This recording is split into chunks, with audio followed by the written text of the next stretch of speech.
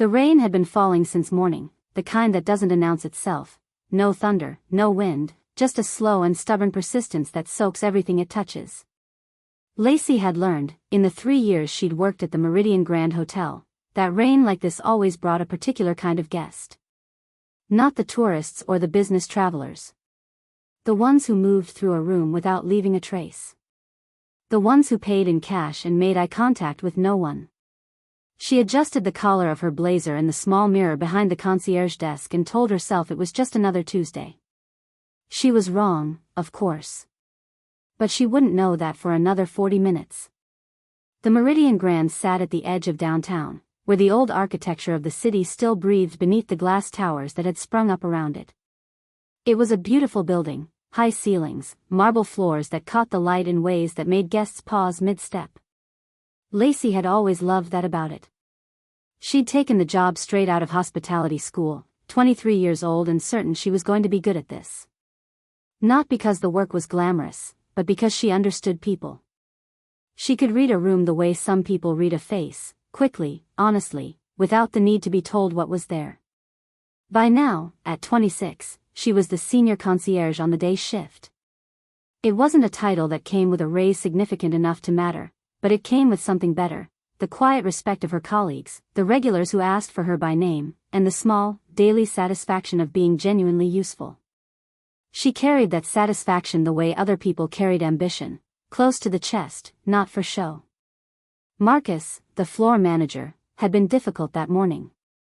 He had a way of being difficult that he himself probably didn't notice, a comment here, a dismissal there, always wrapped in the language of efficiency. He'd told her the breakfast buffet complaint had been mishandled. She disagreed, calmly, the way she always disagreed when she was certain she was right. He hadn't liked that. He never liked it. She had pushed it out of her mind by 10. There were guests to attend to. A couple from out of town trying to find a restaurant that could seat 8 without a reservation. A business traveler who'd left his phone charger on a flight and needed a solution before his 11 o'clock call. A woman in her 60s, traveling alone, who needed directions to the botanical garden and seemed to need, more than directions, just a moment of someone listening. Lacey gave her that, too. That was the part of the job nobody put in the training manual. It was close to noon when the lobby shifted. She felt it before she saw it. A change in the air, the way a room goes quieter not because the noise stops, but because attention gathers somewhere specific. She looked up from the reservation screen and saw them come through the main doors.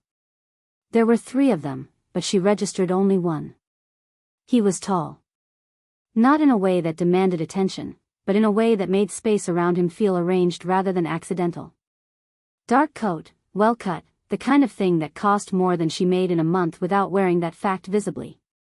His face was angular, composed, carrying the particular stillness of someone who had long ago stopped needing to project calm because calm had become the default. Dark eyes that moved through the lobby the way a chess player's eyes move across a board, not rushing, not missing. Leon Kozlovsky. She didn't know his name yet. She would, soon enough. The 2 men flanking him were quieter in a different way, the trained kind of quiet, attentive without looking attentive. They weren't looking at the art on the walls or the floral arrangement at the center of the lobby. They were looking at everything else. Lacey had seen enough of the world to understand what she was looking at. She'd grown up in a neighborhood where certain men carried weight without lifting anything, where respect and fear got confused so often people stopped trying to tell them apart. She knew what it felt like when power walked into a room. She'd learned early not to react to it. Reaction was information, and some people in this world collected information the way others collected money. She watched them cross the lobby toward the private elevator bay, the one reserved for the penthouse suites. Neither of the 2 men flanking him spoke. He didn't speak either. That, she thought, was the most telling thing of all. Men who had to assert themselves were always talking. This one didn't need to. She returned her attention to her screen. 20 minutes later, Marcus appeared at her elbow with an expression she recognized, the one he put on when something had gone wrong and he needed it to not be his fault. "The Kozlovsky reservation," he said. She looked up. "I'm not familiar with it." It's not on the day shift log. It was processed through the private liaison office. Penthouse 2, open-ended stay. He lowered his voice in a way that made her want to step back. He's requesting dedicated concierge service.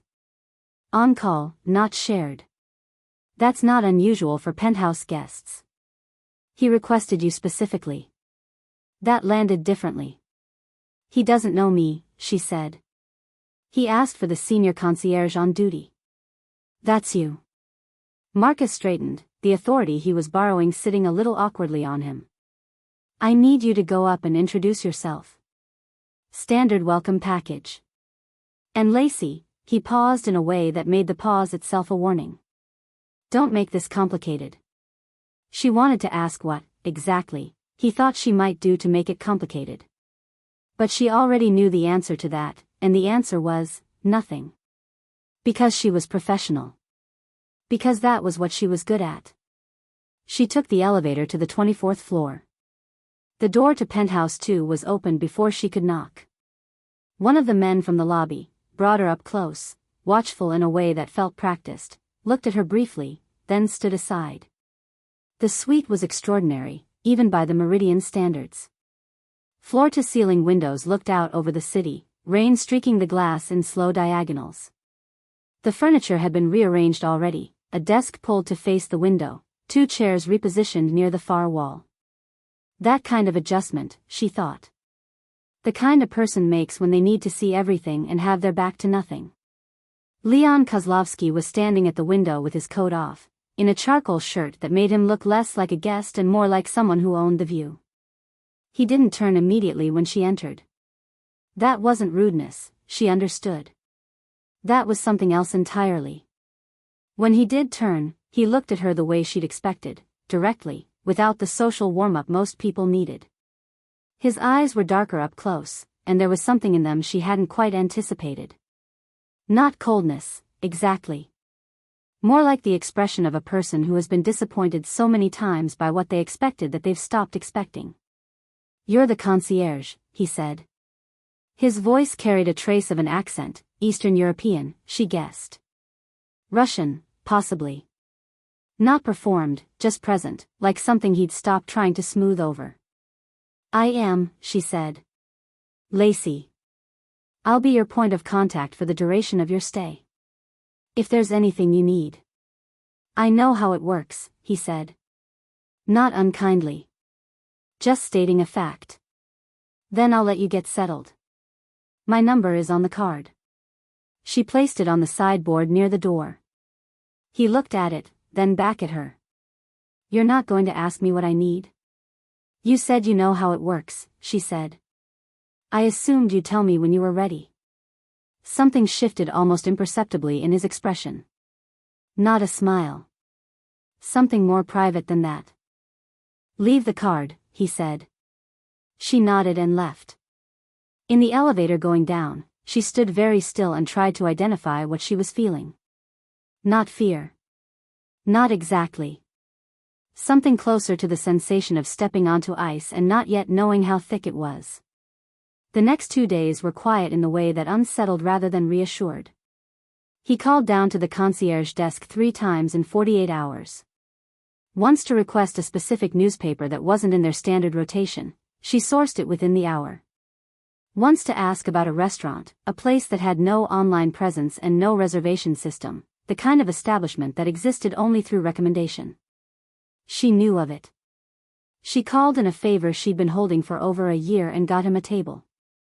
The third call was simpler. He needed a document courier with guaranteed discretion. She gave him a name and a number. Each time, she was efficient.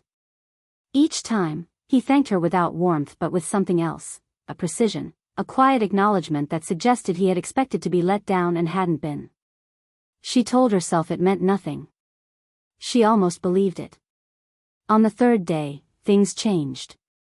It started with Marcus, which, looking back, she should have expected. He appeared at the desk mid-afternoon with the tight expression he reserved for conversations he'd already decided the outcome of.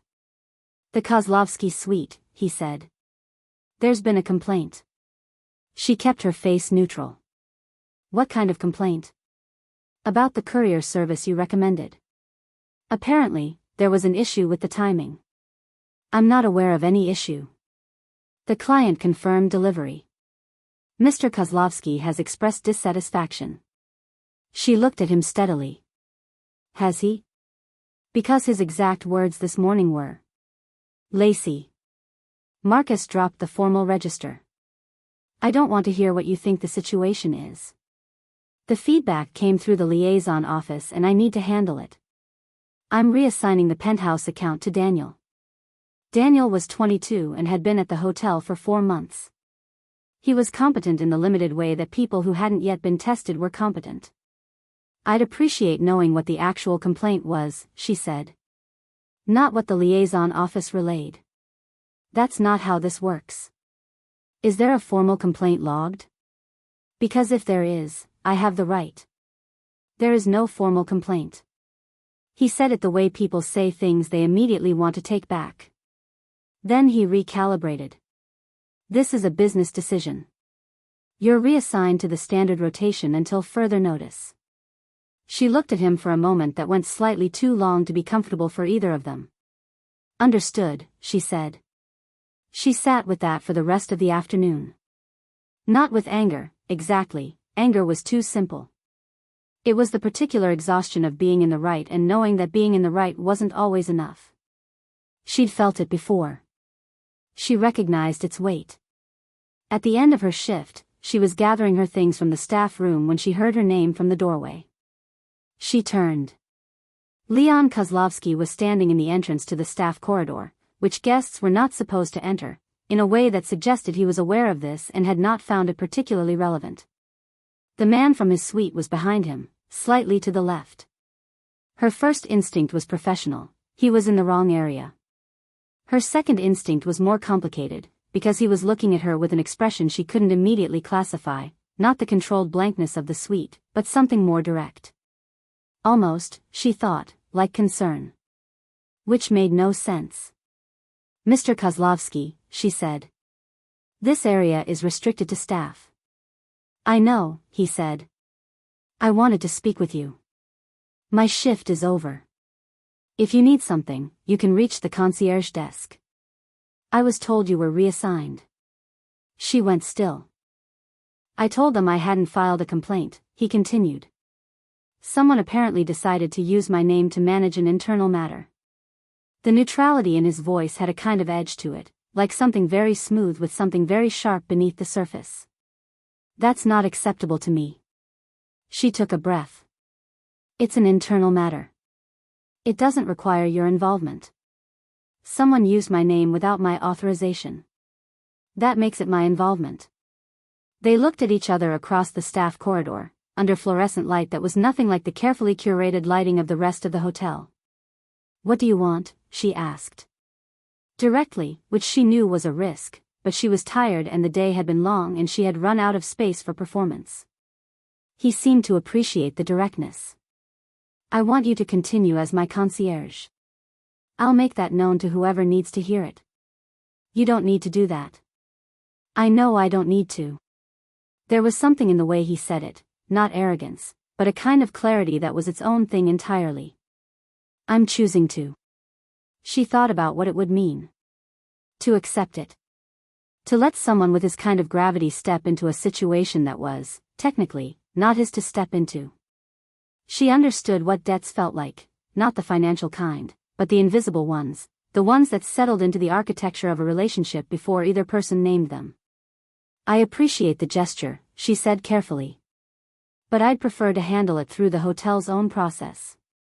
He studied her for a moment. You'd rather lose the assignment than take a favor from me.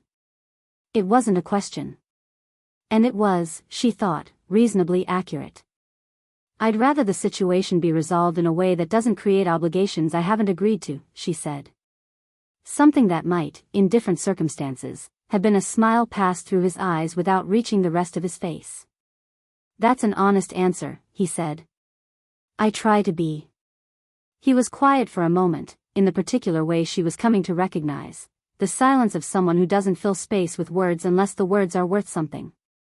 I'll speak to the hotel's management directly, he said. Not as a favor. As a correction. You can decide what to do with the outcome. He left without waiting for her response. Which was, she thought, both infuriating and strangely consistent with everything she'd observed about him. The correction, as he'd called it, arrived the next morning in the form of Marcus appearing at her desk with an expression she'd never seen on him before. Something between contrition and resentment, which was probably the most honest combination of things he'd felt in years. The assignment was reinstated. No explanation was offered. She didn't ask for one.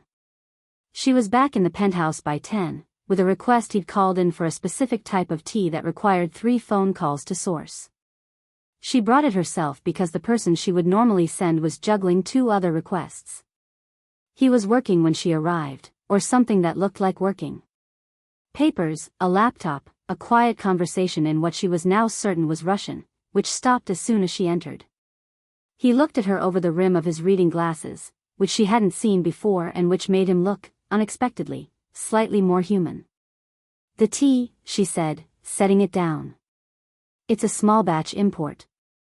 I called 2 specialty suppliers and a private importer. You could have just sent someone. I could have. She didn't explain why she hadn't. She wasn't entirely sure she could have, if asked. He took the glasses off. You went back to the assignment. I did. Even though you didn't want the help. I didn't say that. I said I didn't want obligations I hadn't agreed to. She met his eyes. You said it was a correction, not a favor. So there's nothing to owe. He looked at her for a long moment. You parsed that very carefully. I thought it deserved careful parsing. This time the thing that moved through his expression stayed a little longer. It wasn't quite a smile and it wasn't quite warmth and it was, she thought, more interesting than either. Sit down, he said. She didn't. Not because she couldn't, but because sitting down felt like a threshold she wasn't ready to cross without thinking about it first. I have other guests who may need. There's something I want to ask you. She paused. I'm going to be here for some time, he said. Possibly several weeks. There are things I'll need that require someone who understands discretion. Not just professional discretion. The real kind. She felt the air change slightly, the way it had in the lobby when he'd first walked in. That pressure of something heavy in the room without anything heavy being visible. I'm the hotel's concierge, she said. Not a private assistant. I'm aware of the difference. He leaned back slightly. I'm asking if you'd be willing to take on additional scope. Compensated separately. Formally arranged. She had 1,000 reasons to say no. She ran through them the way she always did, not with anxiety, but with the efficient assessment she'd learned from years of navigating situations where the obvious answer and the right answer were rarely the same thing. What kind of scope? She asked. Logistics. Communication management. Occasionally, finding things that aren't easily found. He said it plainly, without decoration. Nothing that would put you in a position you wouldn't choose freely. She considered him. You'd need to be more specific than that. Yes, he said. I would. And then, for the first time in their interactions, he seemed to be waiting for her to decide the pace of something. I'll be here tomorrow. Think about it. She left without giving him an answer. She spent that evening on the couch in her apartment with a cup of coffee going cold beside her, thinking about the kind of man who could walk into a hotel lobby and shift the air, and whether the thing she'd felt in that shift was danger or simply consequence, the sense that certain meetings, once they happen, cannot be unmade. She thought about her mother, who had always said that the most important thing a woman could do was know exactly what she was walking toward before she took the step. Not caution. Clarity. She didn't sleep well. But she made her decision by morning. I'll take on additional scope, she told him the next day, before he could even set down his coffee. On the condition that anything I'm asked to do is clearly within legal boundaries. That the arrangement is documented. And that I retain the right to step back from any specific task without it affecting the overall agreement. He looked at her with that measuring stillness. Those are reasonable conditions, he said. I know they are. A pause. You've been thinking about this. I told you I would.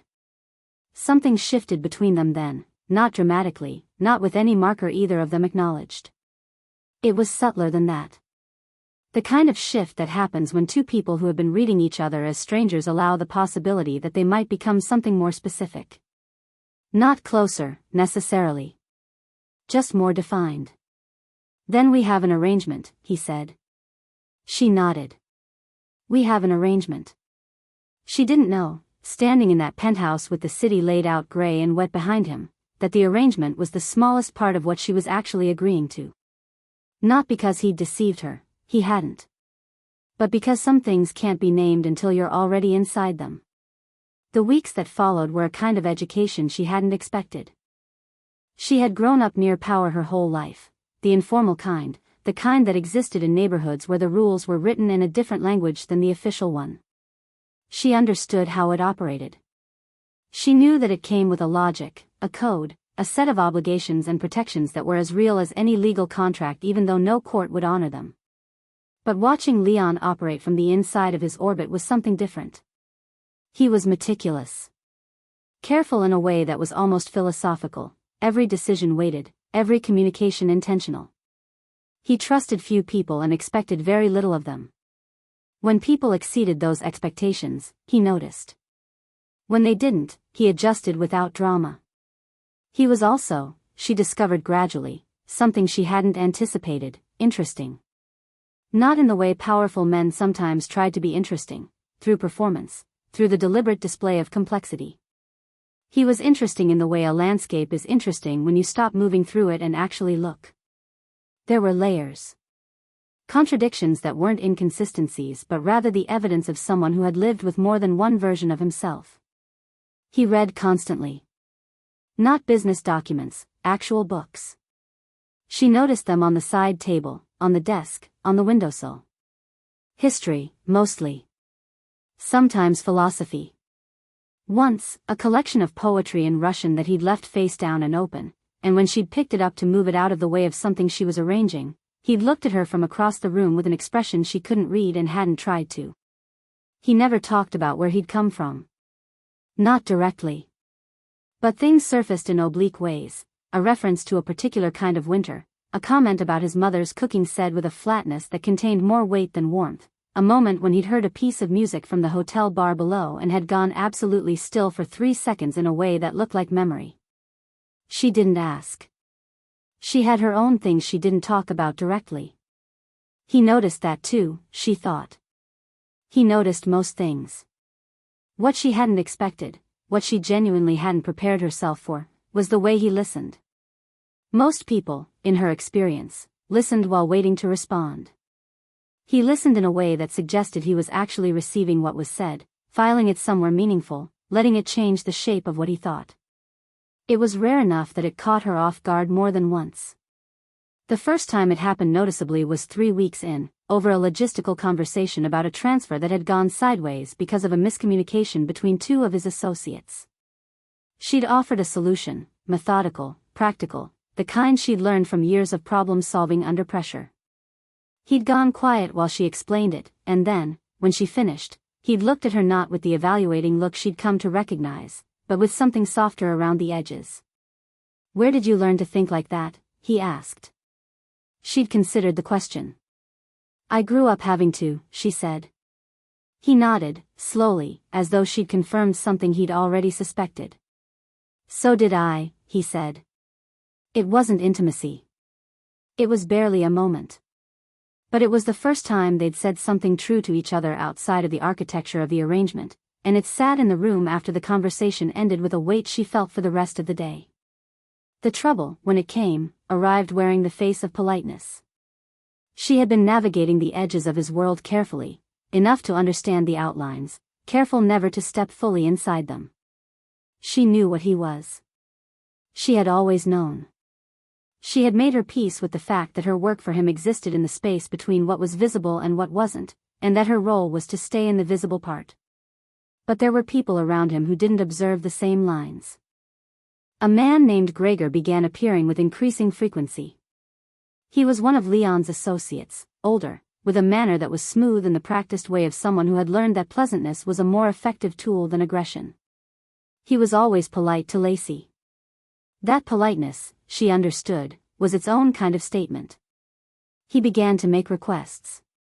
Slight ones, at first, things routed through her as though they were ordinary logistics. She fulfilled them the way she'd agreed to, anything clearly within appropriate boundaries. But the requests shifted gradually, the way currents shift in water. One arrived that she stopped at.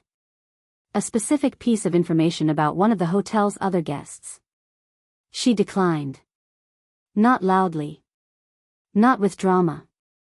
She declined the way she did everything, directly and without performance. Gregor smiled the smile of someone who had not heard no very often. Leon wouldn't mind, he said. I'm not working for Leon's indifference, she said.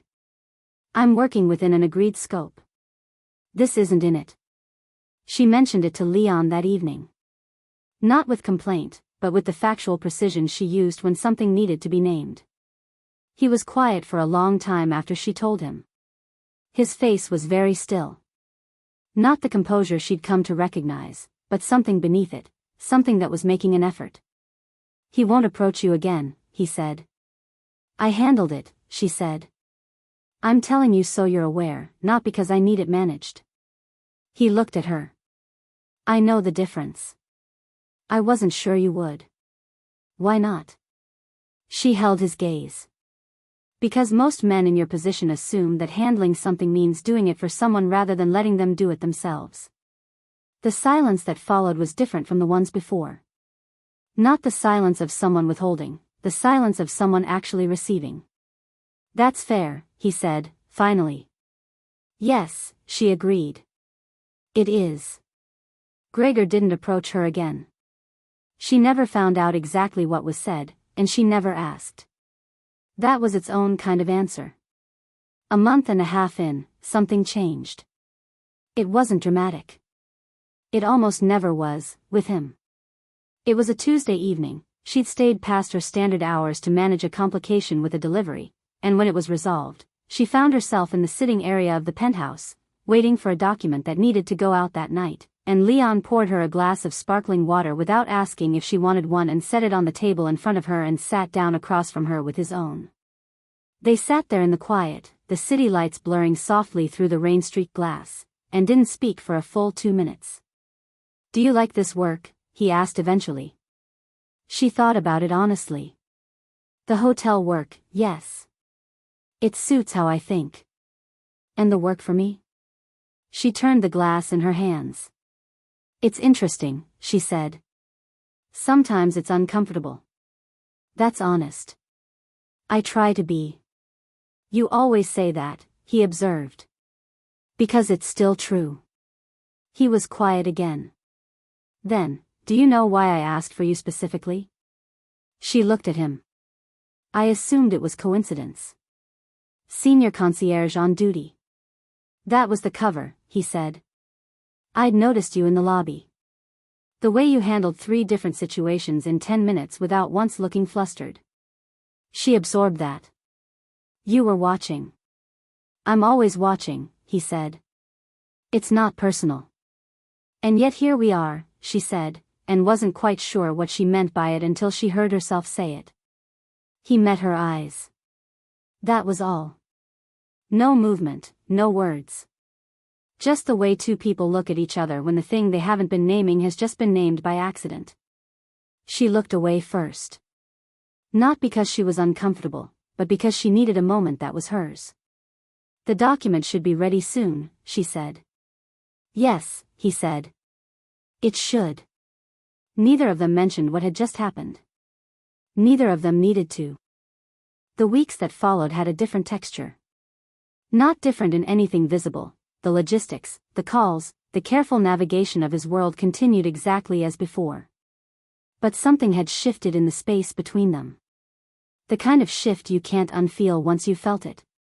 She caught herself noticing things she'd been disciplined about not noticing. The way he moved through a room, not predatory, as she might have expected, but deliberate in a way that suggested he knew the value of unhurried motion. The rare occasions when something genuinely amused him, which were different from politeness or performance, something that arrived in his eyes before it reached any other part of his face. The way he spoke about things that mattered to him, precisely, without sentiment, which somehow communicated more feeling than if he'd been effusive. She was not naive about what she was feeling. She had never been naive about her feelings. That was the benefit of having grown up in circumstances that demanded early emotional literacy. She recognized attraction. She also recognized the specific weight of attraction towards someone whose world was not the same as yours, someone whose complications were not complications you would have chosen. She didn't say anything. She didn't intend to. But she also stopped pretending, in the privacy of her own mind, that what she felt was simply professional attention. He, she suspected, was doing the same kind of not pretending on his own side. One afternoon, gray, as so many of those weeks were, the rain returning in the way it had that first day, she was in the middle of a logistical update when his phone rang. He glanced at it and something crossed his face. Not fear, nothing so simple.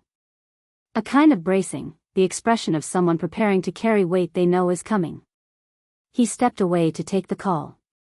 She couldn't hear the words, only the tone, controlled, even, but with something underneath it that she'd come to recognize as the sound of emotion being very carefully managed. When he returned, he stood at the window for a moment. She finished what she was doing without saying anything.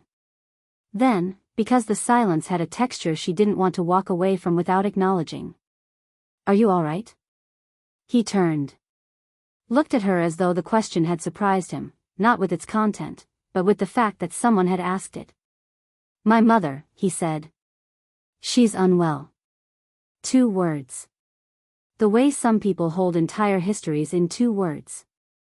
"I'm sorry," she said, and meant it without decoration. He nodded.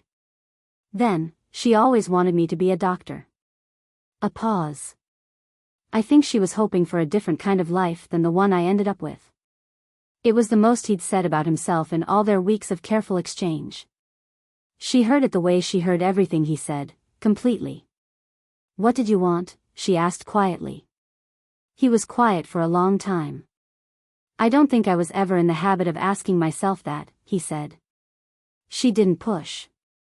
She understood what it meant to live inside a life that had been chosen by circumstance before you were old enough to choose for yourself.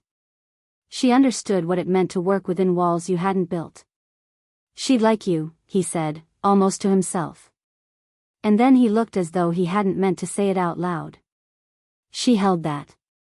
Turned it over. "That's an interesting thing to say," she said carefully.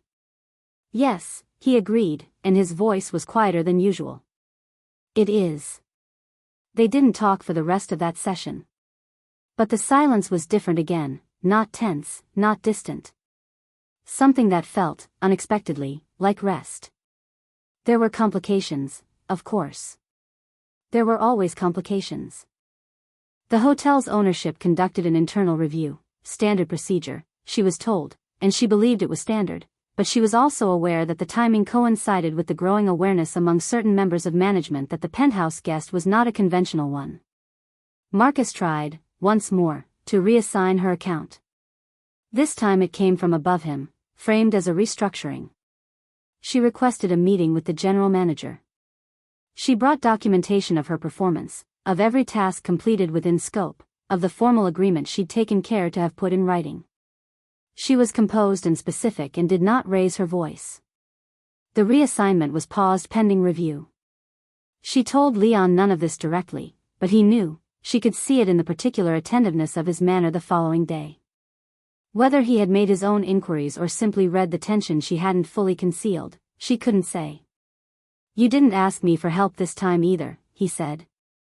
"No," she said. "I didn't. I could have. I know you could have." She looked at him steadily. "That's not the question." He studied her for a moment. "You're the most self-sufficient person I know," he said, and the way he said it wasn't quite admiration and wasn't quite frustration. It was both, layered, the way real feeling usually is. "I've had to be," she said. "So have I," he said. And then, it gets lonely. It was the most vulnerable thing he had ever said to her. She felt the weight of it, not as an opening she needed to act on, but as a truth offered freely, the kind you receive carefully because you understand what it costs to give. Yes, she said. It does. They sat with that together, without resolving it, without reaching toward it. Sometimes that is the most honest thing two people can do. 2 months after his arrival, Leon told her he was leaving. Not permanently, he used the word returning, which implied the possibility of coming back, though he didn't say when. She received this the same way she received most things, directly, without the performance of more or less feeling than was actually there. Is there anything you need before you go? She asked. He looked at her with that measuring expression she knew so well by now, and then passed it, or through it, to something quieter. I want to ask you something, he said. And I want you to feel free to answer honestly. Including the answer that I don't get to know. She waited. Do you think about what this is? He asked. Between us. What it's become. The room was very quiet. Outside the windows, for once, the sun was out, pale winter light, more suggestion than warmth, but real. She thought about what she'd told herself she wouldn't say, and what she'd never promised not to feel, and the difference between those two things. Yes, she said. I think about it. And it's complicated, she said. For real reasons. Not invented ones. He nodded slowly. I know what I am, he said. I've never tried to be something else in front of you. I know, she said. That's part of why it's complicated. That almost smile again, the one that lived mostly in his eyes. Is that a good thing? It's an honest thing, she said. Whether it's good is a longer question. He crossed the room, not toward her, but to the window, the city below. Standing in that light, she thought he looked, for a moment, like a person instead of a position. Like someone who had once been young and uncertain and had built a very elaborate structure around that uncertainty. I'll be back, he said. If that matters. She thought about it. She thought about clarity. About knowing what you're walking toward. It matters, she said. But when you come back, I want us to be honest about what it means. All of it. Not just the parts that are easy. That's a harder thing to promise than you might think, he said. I know, she said. Which is why I'm asking. He turned from the window. All right, he said, simply. As though the word cost him something, which she thought it probably did. All right, she agreed. He left the next morning, early, in the way he'd arrived, without drama, without announcement, just the sudden shift in the air that marked his absence the same way his presence had always been marked. She stood at the concierge desk at 8 in the morning with her coffee and the city going about its business in the gray light, and she held what she felt and didn't name it anything yet, because some things need time before they can be named without misrepresenting them. The rain had stopped overnight. The streets below were wet and catching light, 1,000 small reflections of something larger. She had work to do. She began. Hey, my loves. If you're still here, if you stayed all the way to this moment, then first, truly, thank you. Not the kind of thank you people say automatically. The real kind. This story was never really about the rain, or the hotel, or even the way Leon walked into that lobby and shifted the air. It was about something much quieter than all of that. It was about what happens when two people who have both learned to survive alone start to wonder, slowly, carefully, whether survival might look different with someone in it. I think about Lacey a lot. I think about what it means to be someone who doesn't give up her sense of herself just because a room gets heavy, just because the person across from her carries a weight that could crush things. She stayed herself. That's not a small thing. That's actually the whole thing. And Leon, complicated, guarded, made out of all the decisions he couldn't undo, he just needed, maybe for the first time in a very long time, someone who wasn't afraid of him. Someone who saw through the structure to the person inside it and said, quietly, I see you, but I'm not going to let that be an excuse. I don't know what comes next for them. That's a longer story, and honestly, I think that's okay. Some stories end not with a conclusion but with a door left open, and the best thing you can do is believe that the people walking toward it are doing so with their eyes open. Tell me in the comments, what did you feel? Was it Lacey's refusal to take the easy route? Leon's quiet crack in that conversation about his mother? That moment on the Tuesday evening when they just sat in silence and it meant something? I want to know. I always want to know what you carry out of these stories with you. Thank you for trusting me with your time. It means more than I ever know how to say. Until next time, take care of yourselves, loves.